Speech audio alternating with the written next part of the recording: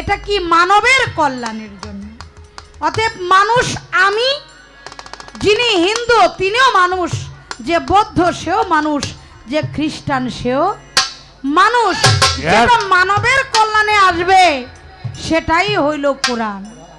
এটা কারো ব্যক্তিগত বাবার কোনো সম্পত্তি না, বুঝতে হবে। আল্লাহর পবিত্র কোরআন, এই কোরআনের মধ্যে একটি সূরা আছে, যেই সূরার নাম হলো সূরায়ে লোকমান। হ্যাঁ, স্বয়ং নিচে এই সূরায়ে লোকমানের মধ্যে তার 6 নম্বর আয়াতের মধ্যে আল্লাহ বলেন, অমিনান নাসি মাইয়াশতারিল লাহু আল্লাহ হাদিস লিউ দিল্লা ইলা আনসাবিলিল্লাহ। আল্লাহ বলেন, আমি বাজে আলাপ পছন্দ করি না। অতএব যেটা আল্লাহ পছন্দ করে না সেই কাজটি যেন আমরা না করি। এটা আমি আমার পালায় যাওয়ার আগে আগে বলে নিলাম। এবার আসেন পালায়। শরীয়ত, তরিকত, হাকিকত, মারিফত, ওয়াহিদানিয়াত, রেসালাত, বেলায়েত, যত তরিকা আছে, যার খাসিয়ত ঠিক নাই তার কোনো তরিকা কোনো কিছুই ঠিক নাই।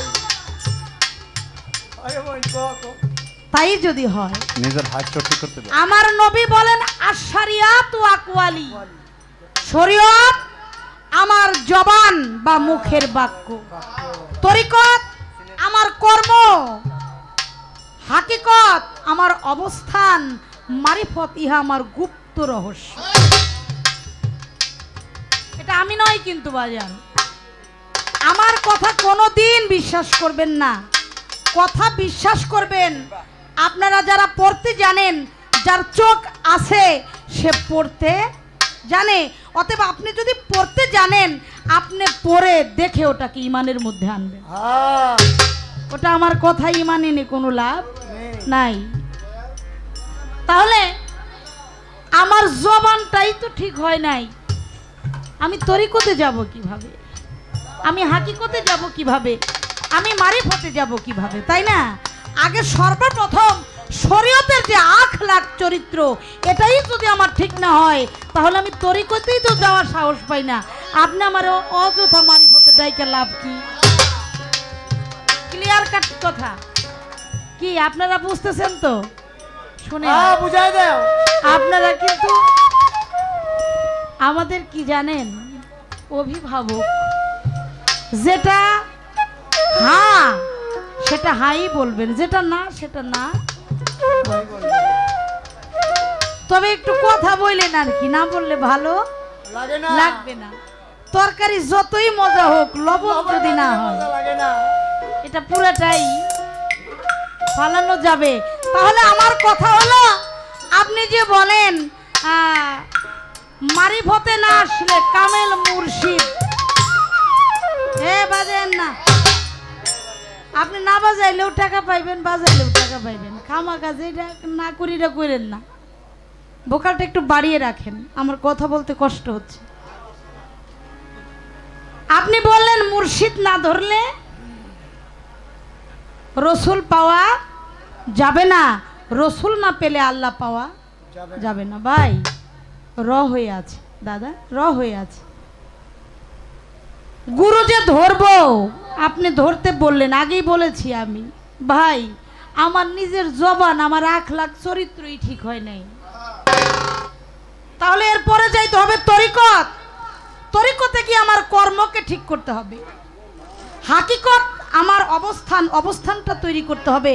এরপরে হইল মারিফত, যা গুপ্ত রহস্য, এটা জানতে হইলে আমার আরো 3টা ক্লাস পার হইতে হবে। অতএব আমি আপনাকে বলতে চাই, আপনি যে মারিফত করেন, আপনি কি শরীয়তটা মেনে করেন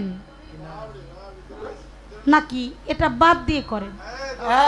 যদি বলেন এটা বাদ দিয়ে আমি মারিফত করি, তাহলে আপনি রসুলের আইনকে ভঙ্গ করেছেন।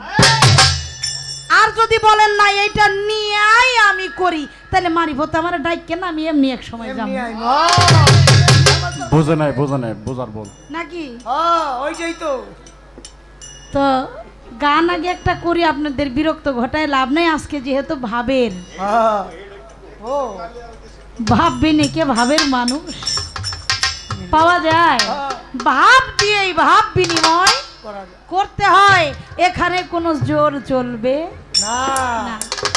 কারণ ইসলামের মধ্যে সর্বপ্রথম আইন হলো কাউকে জোর করে তুমি তোমার ধর্মে প্রবেশ করতে পারো না, যদি তাকে ভালোবাসা দিয়ে জয় না করতে রাইট। পারো। একটা হিংস্র পশু, ওকে ভালোবাসা দিয়ে যদি বশ করা যায়, তাহলে মানুষকে কেন পারা যাবে না? তাহলে হয় আমার ভালোবাসায় কমতি আছে। কি আছে রে?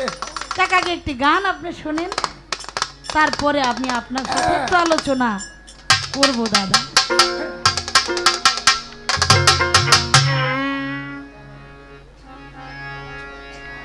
আচ্ছা, হারমোনিয়ামটার কি সাউন্ড কম কম দাদা? মনিটর গুলো ভিতরে একটু মনিটরের সামনে থেকে মানুষগুলো সরতে হবে, সরতে হবে। মনিটরে একটু সব হারমোনিয়াম মনিটরের সামনে সর। অরিজিনাল লাগে না।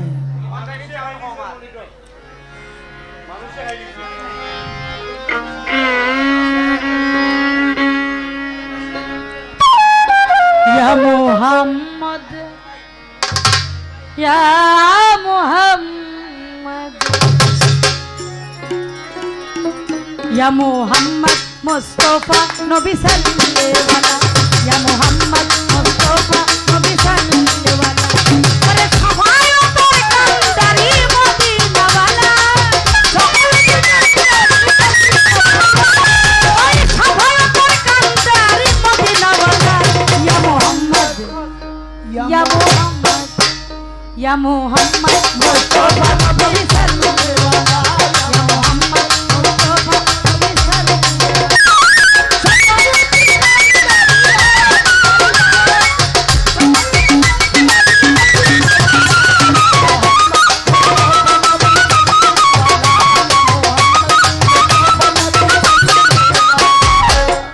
খোদারো খাস নূরে তৈয়ারো যিনি, শাহাদাত তেরে বাণী যার মুখে শুনি।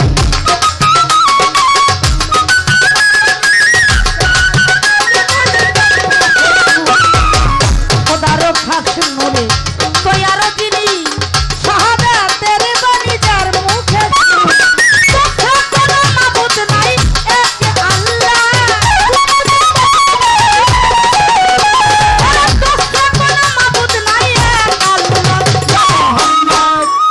ইয়া মুহাম্মদ, ইয়া মুহাম্মদ মুস্তাফা নবী সাল্লাল্লাহু আলাইহি, ইয়া মুহাম্মদ মুস্তাফা নবী সাল্লাল্লাহু আলাইহি।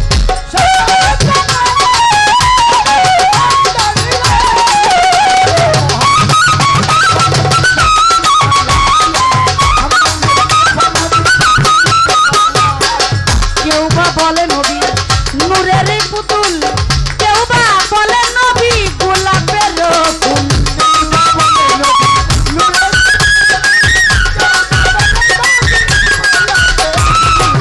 কেউ বা বলে নবী নূরের পুতুল, কেউ বা বলে নবী গোলাপের। নহে গোলাপ নহে পুতুল, শুধু নূর আল্লাহ। নহে গোলাপ নহে পুতুল, শুধু নূর আল্লাহ। ইয়া মুহাম্মদ, ইয়া মুহাম্মদ মুস্তাফা নবী সাল্লাল্লাহু আলাইহি, ইয়া মুহাম্মদ মুস্তাফা নবী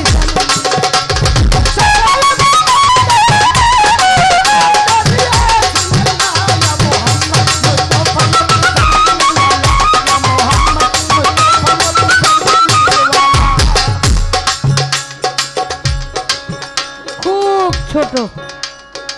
বাবাজিরা, আমার কথা বোঝেন? আমার কথাগুলোকে আপনারা বোঝেন? এটা আগে বলবো, কারণ যদি বুঝতে না পারেন তাহলে আমি কি বললাম, আমি কি গেয়ে গেলাম, এটা যেমন আপনারা বুঝলেন না। আমি ভুল বললাম না মিথ্যে বললাম না সত্য বললাম, এটা বোঝার মতো কিন্তু কোনো ক্ষমতা থাকবে না। অতএব আমার কথাটা আপনাদের বোঝা আগে জরুরি।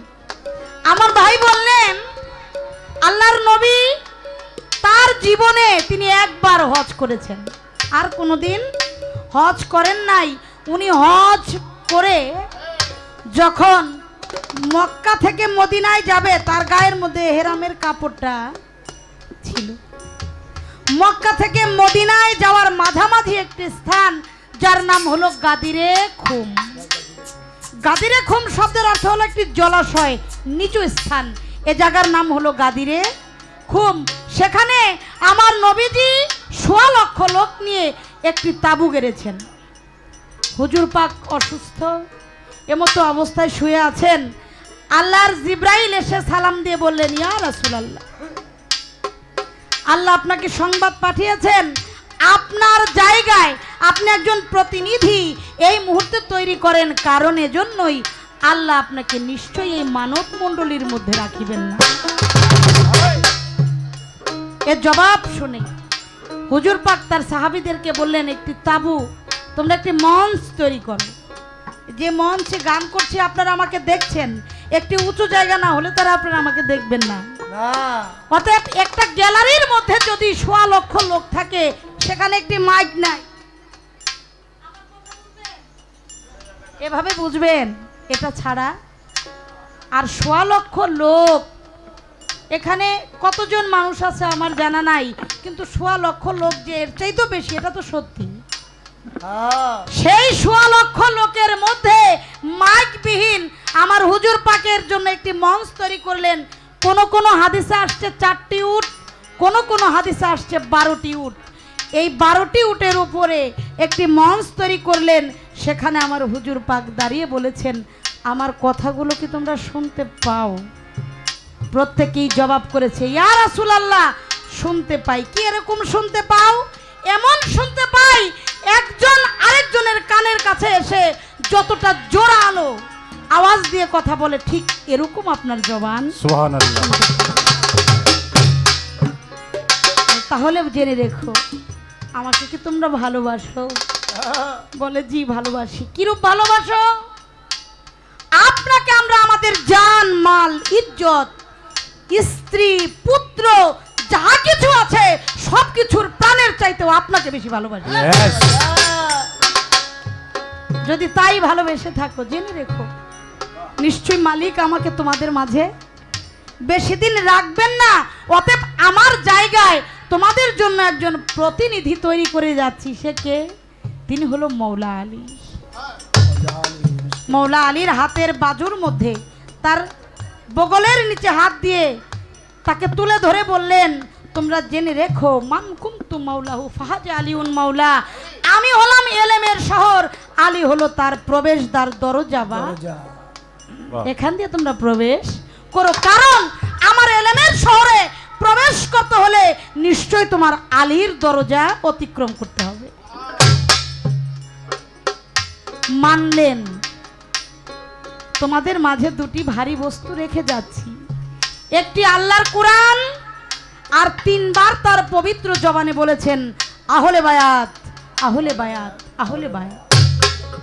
১৬ লক্ষ লোক সেখানে বলেছে, হুজুর আল্লাহর পবিত্র কালাম সেটা আমরা চিনেছি, বুঝেছি, কিন্তু আপনি যে বললেন আহলে বায়াত, এরা কারা? আমার হুজুর পাক মঞ্চের মধ্যে শুয়ে পড়লেন। তার গায়ে একটি কালো চাদর ছিলেন। চাদরের মধ্যে মৌলা আলীকে ডাকলেন, মা ফাতেমাকে ডাকলেন, ইমাম হাসানকে ডাকলেন, ইমাম হুসাইনকে ডাকলেন। এই ৫ জনকে ওই চাদরের মধ্যে আবৃত করে বলছে, ইহারাই আমার আহলে বায়াত। যারা এই আহলে বায়াতের দড়িটা ধরে রাখবে তারাই নাজাত পাবে, আর সকলে হালাক প্রাপ্ত হবে। তা আমার দাদা বললেন, ওখান থেকে মারিফতের সূচনা বা বেলায়েতের সূচনা ওখান থেকে। আসলে কি দাদা এখান থেকে, নাকি আর একটু উপর থেকে বিষয়টা? যদি আপনি বলেন এখান থেকেই বেলায়েত বা মারিফতের সূচনা, তাহলে আমার শরীয়তের বহুত পরে আপনার মারিফতের জন্ম। কারণ নবী আসছে কতজন? আদম আলাইহিস সালাম তো সর্বপ্রথম নবী, তাই না? কিন্তু নূরের জগতের যে আমার হুজুর পাক, যাকে সৃষ্টি না করলে কুল কায়নাতের একটি বালুকণাও সৃষ্টি হতো না, কিন্তু মানব রূপে তো আসছেন আগে বাবা আদম আলাইহিস সালাম। তারপরে সর্বশেষ নবী হলেন আমার হুজুর পাক। নবুয়তের দ্বার বন্ধ হয়ে যাবে, আর বেলায়েতের দ্বার উন্মোচন হয়ে যাবে। সেদিন থেকে এটা 1400 বছর আগের কথা, তাহলে এর আগের বিষয়গুলো কি? আমি আমার দাদাকে বলবো একটু মারিফত বিষয়ে আপনি আরেকটু আলোচনা করলে আমাদের মনে হয় একটু ভালো।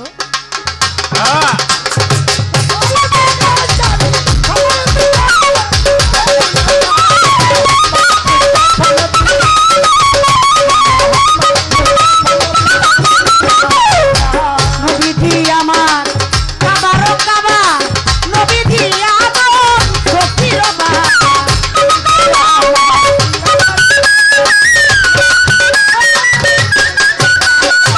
নবীজি আমার কাবারও কাবা, নবীজি আদম সফির বাবা। নূর নবীজির প্রেমে কাবা হয়ে আছে কালা। আমার নূর নবীজির প্রেমে কাবা হয়ে আছে কালা। ইয়া মুহাম্মদ, ইয়া মুহাম্মদ, ইয়া মুহাম্মদ মুস্তাফা নবী সাল্লাল্লাহু আলাইহি। ইয়া মুহাম্মদ মুস্তাফা নবী সাল্লাল্লাহু আলাইহি।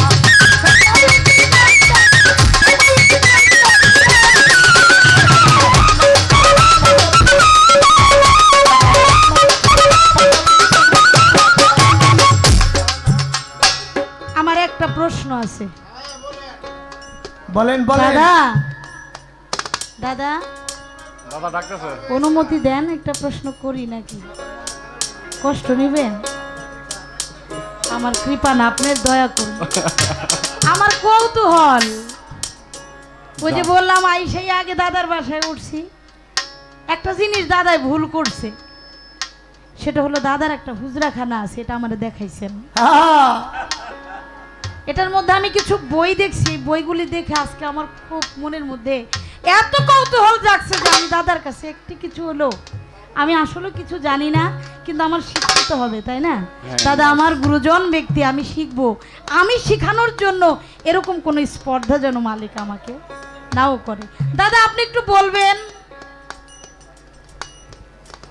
নবীজি আমার কাবারও কাবা, নবীজি আদম সফিরও বাবা।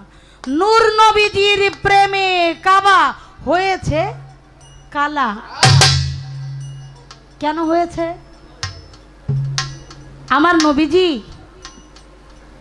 তার যিনি গর্ভধারিণী মা হযরত মা আমেনা, সে মা আমেনা তার গর্ভের মধ্যে যখন আমার হুজুর পাক তখন কাবা ঘর তোয়াব করার জন্য গেছে। আমরা তো মাজার বিশ্বাসী, আমরা ওলি আল্লাহ বিশ্বাসী। আমাদের গর্ভে কোনো সন্তান আসলে, কোনো ভালো কর্মে গেলে, যারা শাহজালাল বাবাকে বিশ্বাস করে, আমার মনে হয় তার উপর একটা মানত থাকে। আসে না? কত বাচ্চা পোলাপান নিয়ে আসে না? হ্যাঁ, দোয়া চাওয়ার জন্য। কেন?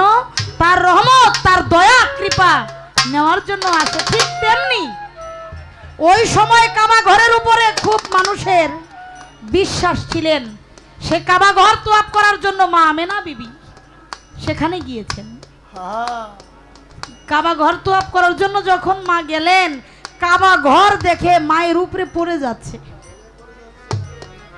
মা সরে গেছে, বলে আল্লাহ তুমি আমার প্রতি এত নারাজ, কারণ আমার এই সন্তান যখন গর্ভে আসছে তখন তার পিতাকে তুমি কেড়ে নিলে। তার মঙ্গল কামনার্থে আমি এই কাবা ঘর তোয়াব করার জন্য আসছি। এই কাবা ঘরটাও আমার উপরে পড়তে চায়, আমি এতই অভাগী, এতই পাপী। তখন ওই কাবা ঘর বলতেছে, হে মাবুদ তুমি আমার জবান খুলে দাও, আমি মায়ের সাথে দুটি কথা বলতে চাই।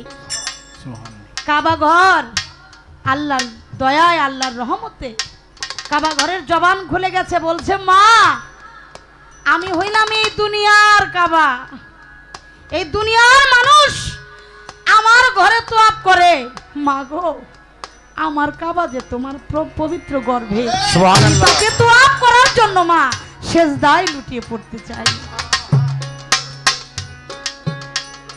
আমার হুজুর পাক এমন একজন মানব, আমার হুজুর পাক এমন একটি নূর,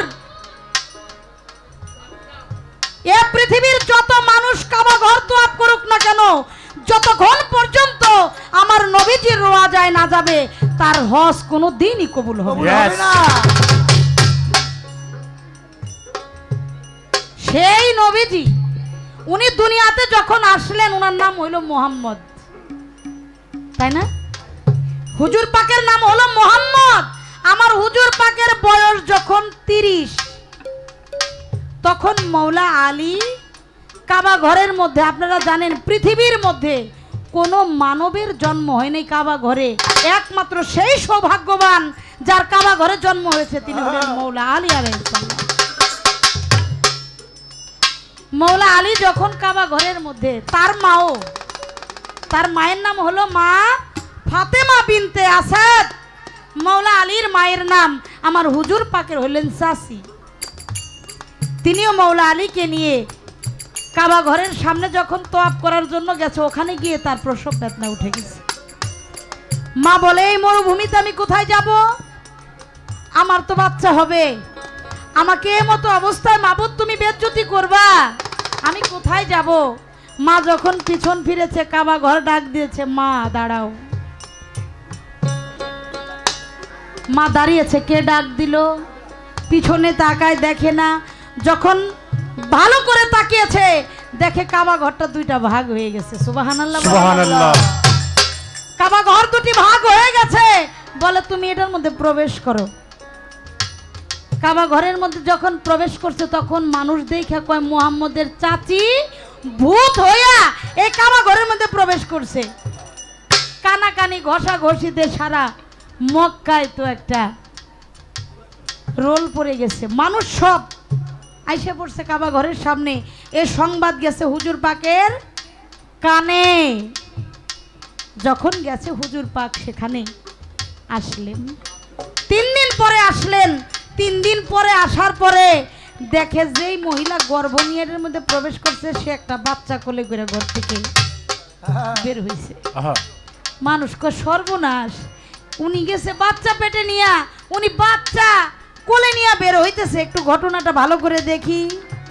হুজুর পাক দাঁড়ালেন, দাঁড়িয়ে বললেন, চাচি আপনি আমার ভাইকে কোলে দেন। মা ফাতেমা বিনতে আসাদ বলে, মোহাম্মদ দেখো তো এটা কেমন বাচ্চা হইল, ও কাঁদলো না, ও দুধ খাইলো না, ও চোখটা মেলে তাকাইলো না, একটু দেখো তো। হুজুর পাক তাকে কোলে নিলেন। কোলে নিয়ে বলছেন, তুমি তাকাও। উনি তাকিয়ে সর্বপ্রথম যেটা দর্শন করলেন, সেটাই আমার হুজুর পাক সাল্লাল্লাহু আলাইহি ওয়াসাল্লাম। সকলেই পবিত্র জবানে বলি সুবহানাল্লাহ। সুবহানাল্লাহ। তাকিয়ে আমার হুজুর পাকের চেহারা মুবারক দেখলেন। চেহারা মুবারক দেখে তার জিহ্বাটা তার মুখের মধ্যে ঢুকিয়ে দিলেন। আমার হুজুর পাকের জিহ্বা মুবারক মৌলা আলীর মুখে পেয়ে তিনি চুষে চুষে তার মুখ থেকে বেলায়েত অর্জন করলেন। হ্যাঁ, আপনারা একটা জিনিস একটু লক্ষ্য করবেন, তার বয়স যখন 30, তখনও হুজুর পাকের উপরে কোরআন নাজেল হয় নাই।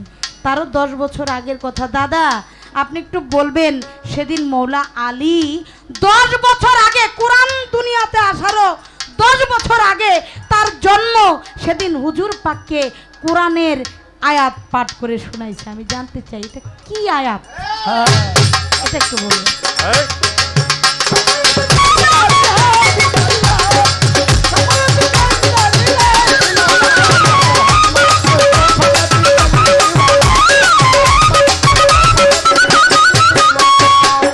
ভেবে পাগল নজরুল বলে, দয়াল নবীর পিতাকে।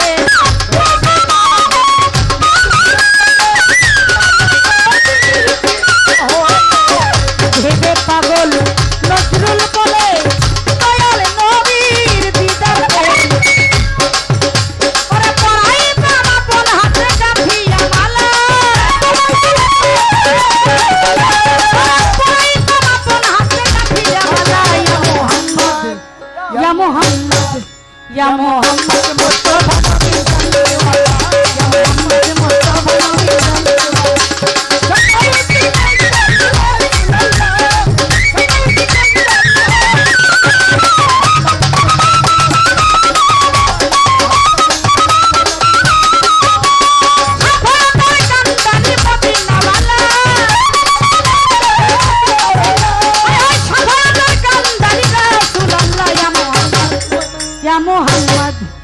মোহাম্মদ মুস্তাফা ইয়া মোহাম্মদ ইয়া মোহাম্মদ ইয়া মোহাম্মদ নবী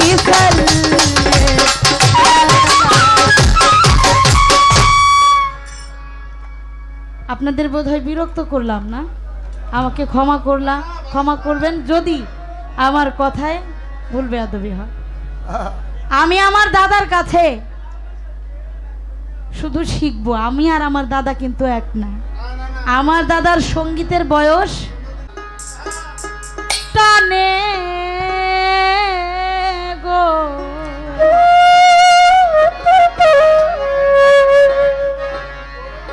আমার নয়ন টানে গো প্রাণবন্ধু